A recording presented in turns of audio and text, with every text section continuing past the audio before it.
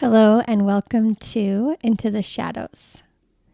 This is a space for those who are tired of pretending, for those who feel like they have to hold it all together,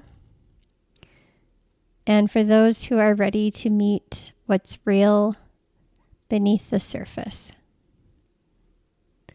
I'm Melissa, a dreamer, a sacred witness, and a guide for those who are unraveling layers within themselves that have ultimately kept you from your wild truth.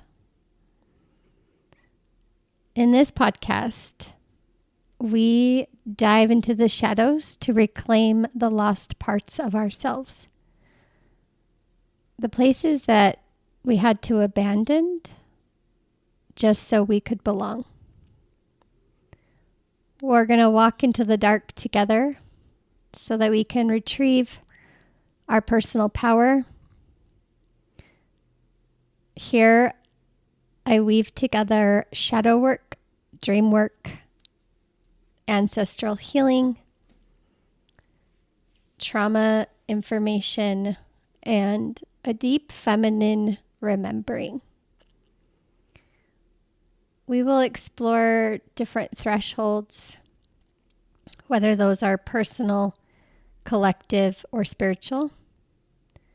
These thresholds that call us to wake up, to start feeling again, and to embody the fullness of who we came here to be.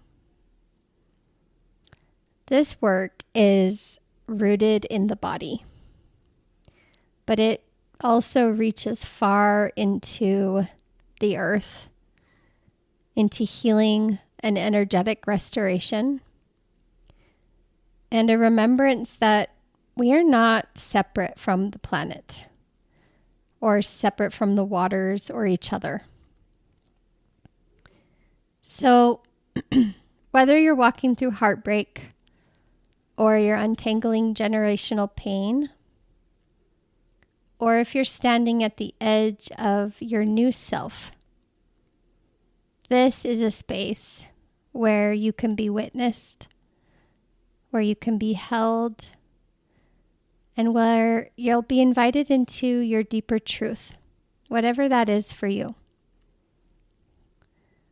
This is where we get to return to our body, where we get to listen to the land, where we get to rise from our roots, and where we get to speak our wild truth.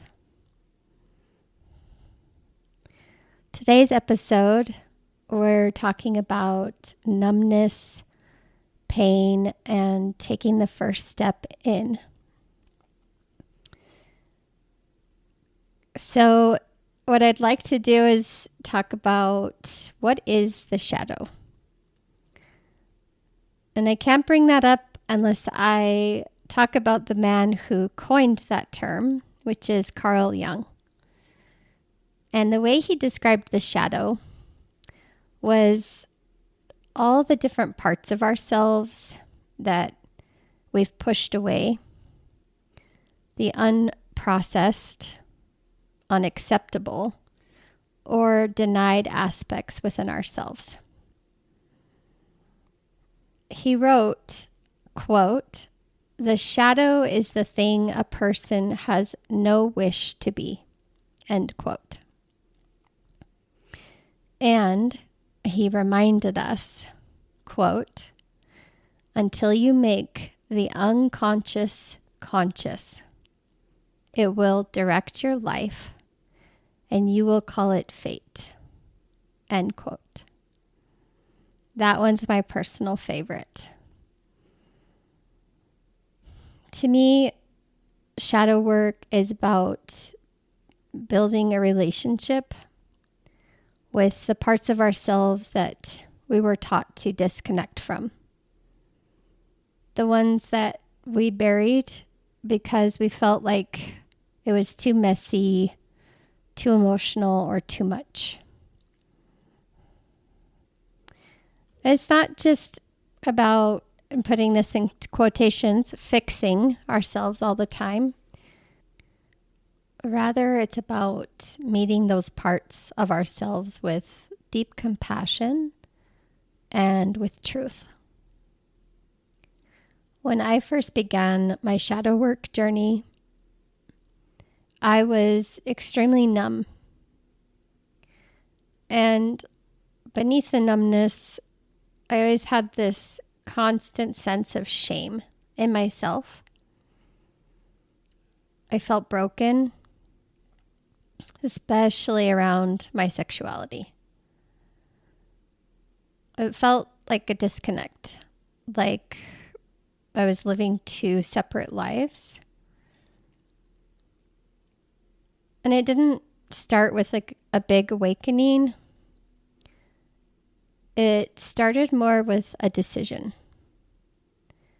I was so sick of pretending to feel when I really wasn't able to. So I felt like I was wearing this false mask and showing up in the world as one way, when deep down, I knew I was faking it on some level. So it was a decision to stop pretending, to stop performing confidence that I wasn't really feeling, especially in the place where I felt the most disconnection, which was my body and my sexuality. At the time, I remember hearing something, and I really wish I could recall where, but something along the lines of that our gifts live in our shadows, and that the parts of ourselves that we feel the most shame for or shame around might actually hold something really sacred. And that idea, it stuck with me. And so I followed it.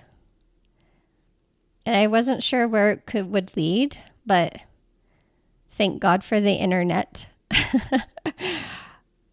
And I found a program that was a sexuality program, and it really helped me start to dive into myself.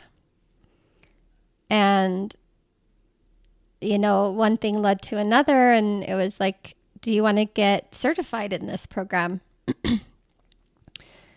And I decided to do it, even though at the time I had major imposter syndrome. But I dove in not just to help others, but first and foremost to help myself. I felt a lot of resistance and a lot of discomfort. To say that it was easy would definitely not be true. But I really, really wanted to believe that if I could tune into my body and come up against this freight train of belief that told me I was broken, that somehow I could get on the other side of that and stop pretending.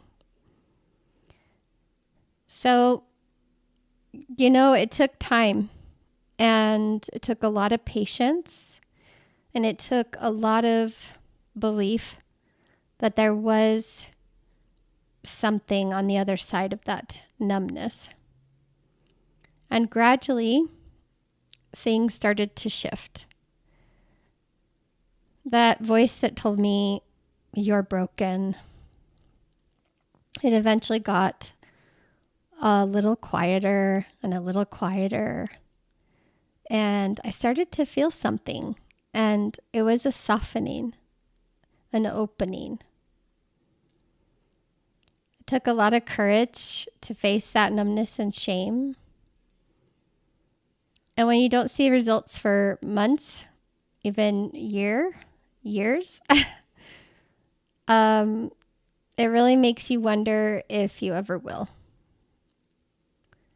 But being supported throughout that program, it really helped me to show up. And that made it doable. It made it a supportive container. And it reminded me that change really does happen when we dive into ourselves. So it wasn't me trying to force anything. It was just me learning to listen and to really feel for what was true underneath the surface in that silence. And it's not a battle with yourself. It's more so an inquiry and a curiosity that if you can stay in that non-judgmental space, it's a beautiful opportunity to be able to more deeply listen. So much of this journey wasn't just emotional, it was physical. So that numbness, the shutdown, it all lived in my body. Before I ever met grief or a lot deeper emotions, I was with freeze. That silent, protective response inside that says, don't speak, don't push, don't move. For me, freeze showed up as numbness, as a pounding heart when I tried to speak my truth. And thawing that freeze didn't come from pushing. It came from presence, from tuning in and listening to what my body needed. And that was really beautiful and really sacred. Learning to offer yourself safety and compassion instead of judgment. This work, it can be painful, but I've come to see that pain is actually a portal, not a punishment. It's not something to avoid. It's something that we get to walk through with presence and internal support. And on the other side, we really do find more of ourselves. So if you're someone tuning in, and if you've ever felt numb or that you were broken, or perhaps you've carried shame that you thought would never go away, if you've ever silenced your body, your truth, you're not alone. Shadow work is about reclaiming what you had to abandon. And often you did that to stay safe. And it starts by being honest, not with perfection. Thank you for being here. I would love it if you felt called to close your eyes. Obviously, don't do this if you're driving. But if you're in a space where you can close your eyes, I'd love to end with a breath. So closing your eyes, taking a big, deep inhale into your heart. And on the exhale, just letting go of any tension. And one more of those. Big inhale. And on the exhale, taking a moment to honor the part of you that wants to wake up. You're not alone in the numbness, and you're not alone in the pain. Thanks for being here. I'll see you next time.